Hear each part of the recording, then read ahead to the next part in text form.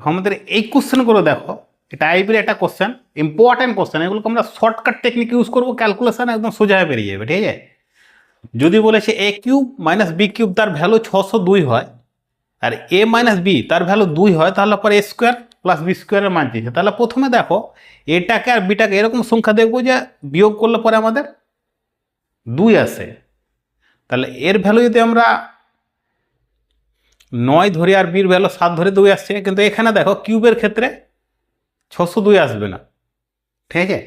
তাহলে পরে এর ভ্যালু আমাদেরকে যদি 11 ধরি, এর ভ্যালুকে আমরা 11 ধরি, ঠিক আছে। আর বির ভ্যালু যদি আমরা 9 ধরি, বিয়োগ করলে 2 আসছে, ঠিক আছে। এটাকে আমরা কিউব করব। 11 কিউব জানি আমরা 1331, ঠিক আছে। আর 9 কিউব 729। এই গ্র্যাফটা দেখো 602 আসছে কিনা, লাস্ট ডিজিট 2 চলে এসছে, ঠিক আছে। তাহলে পরে 602 আসছে।